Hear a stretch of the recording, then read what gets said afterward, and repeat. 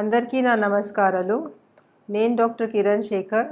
ఇక్కడ Kiran infertility centre నుంచి మీతో మాట్లాడుతున్నాను.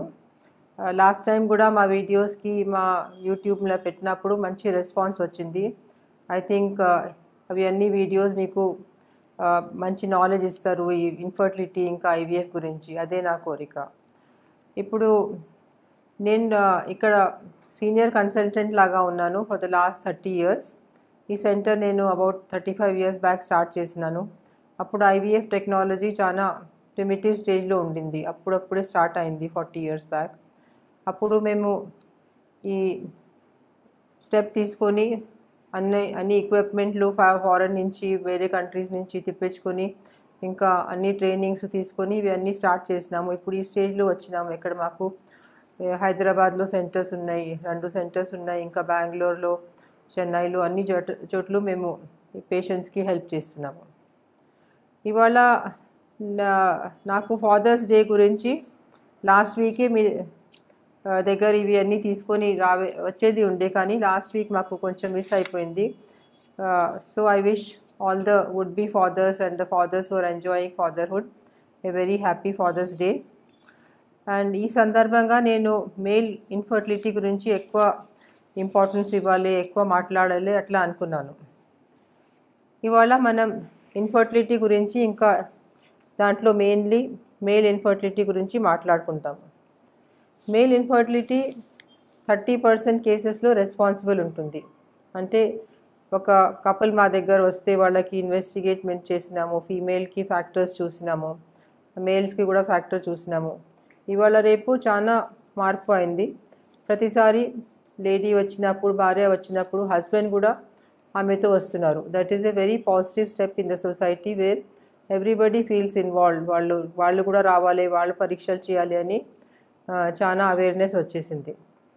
మేల్ ఎగ్జామినేషన్ ఉంటుంది అంటే వాళ్ళకి లోకల్గా ఎగ్జామిన్ చేస్తారు మేల్ డాక్టర్. ఇంకా వాళ్ళకి టెస్టిస్కి ఇంకా స్క్రోటమ్కి అంత స్కానింగ్ అవుతుంది. ఇంకా వేరే వేరే ఇన్వెస్టిగేషన్స్ చేసి మేము కన్క్లూజన్కి వస్తాము మేల్ ఫ్యాక్టర్ రెస్పాన్సిబుల్ ఉందో లేదా, లేకపోతే ఫీమేల్ ఫ్యాక్టరే రెస్పాన్సిబుల్ ఉంది. అట్లా చూస్తానికి సెమెన్ అనాలిసిస్ చాలా ఇంపార్టెంట్ పార్ట్ ఉంటుంది.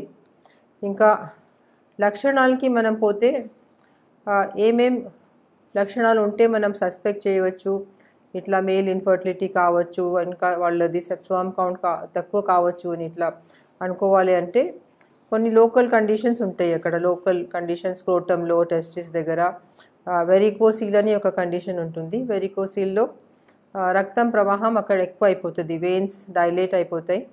ఇంకా వెరికోజ్ వెయిన్స్ లాగా అయిపోయి ఒక బంచ్ ఆఫ్ వర్మ్స్ అంటారు అట్లా అయిపోతాయి. అక్కడ లోకల్ టెంపరేచర్ స్పర్మ్ది హై అయిపోతుంది, సో సెమినల్ ఫ్లూయిడ్ది.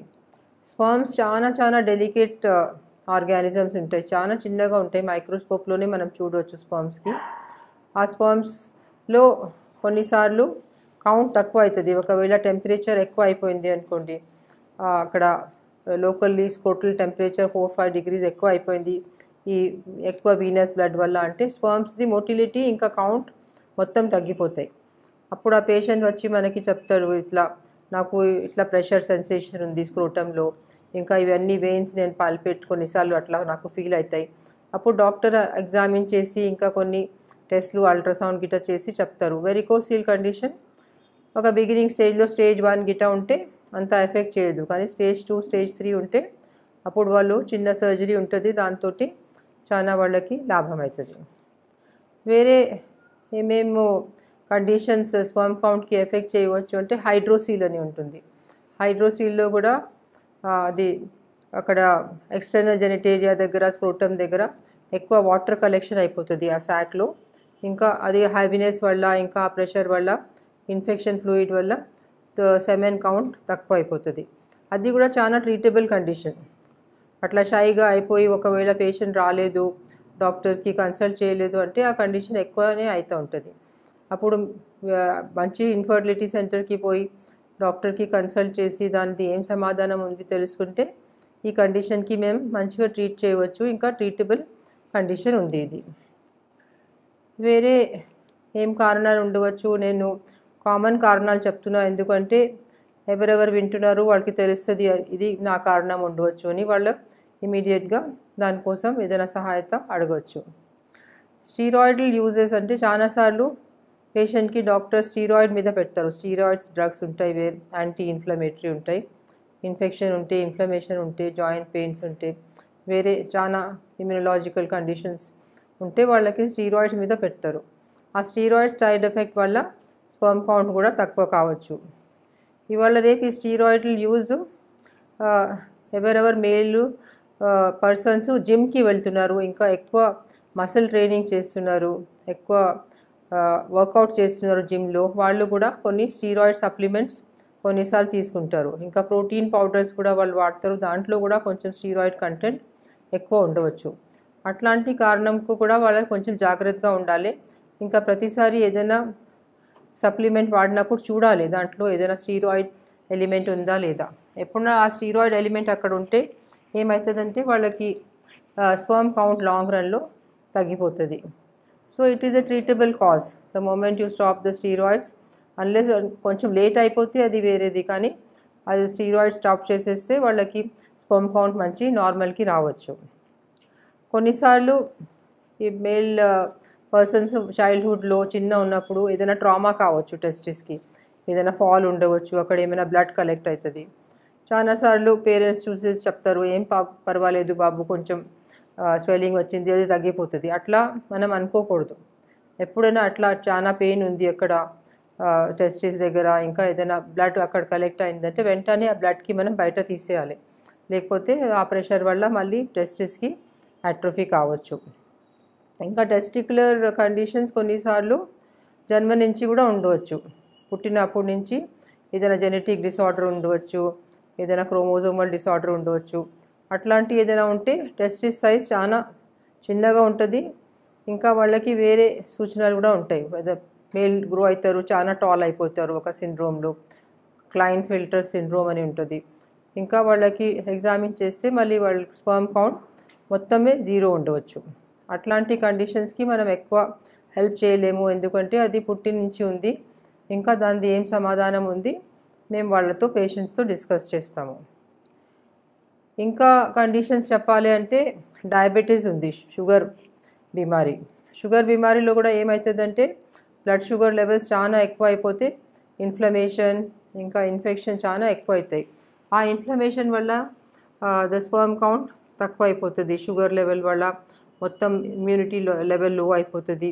పేషెంట్ చాలా ఒబీస్ అయిపోతారు, వేరే ప్రాబ్లమ్స్ కూడా వస్తాయి, ఇంకా స్పర్మ్ కౌంట్ తగ్గిపోతుంది.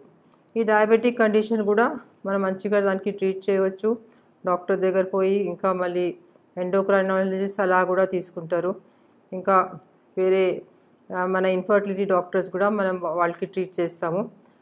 డయట్ చేంజెస్ చెప్తాము, ఇంకా దానికి మందులు చెప్తాము, ఏమేమి మందులు తీసుకుంటే ఇది మీ షుగర్ తగ్గుతుంది, ఇంకా ఏం లైఫ్ స్టైల్ చేంజెస్ మీరు చేయాలి దీంతో మీకు షుగర్ లెవెల్ తగ్గుతుంది అన్నీ ఎక్స్ప్లెయిన్ చేసి ఒకసారి లైఫ్ స్టైల్ చేంజెస్ మనం చేస్తే అప్పుడు ఈ షుగర్ బీమారీ మొత్తమే కంట్రోల్కి అవుతుంది. ఇంకా వాళ్ళ సెమెన్ కౌంట్, మోటిలిటీ, ఇంకా అన్ని అబ్నార్మల్ ఫామ్స్ అన్నీ సరిగా అయిపోతాయి. అన్ని కారణాలు నేను చెప్తానే ఉన్నాను, ఎందుకంటే ఏదైనా కారణం ఏ పర్సన్లో ఉంది మనకి తెలియదు. ఒకవేళ ఇది మీరు వింటూ ఉంటే మీకు తెలుస్తుంది, ఇక ఈ కారణం నాకు ఉండవచ్చు, నా స్పర్మ్ కౌంట్ తక్కువ వచ్చింది, ఎట్లా ఏదైనా వస్తే డెఫినెట్గా ట్రీట్మెంట్ కోసం రావచ్చు. ఇంకా ఇట్లాంటి కండిషన్స్కి మనం సాల్వ్ చేయవచ్చు.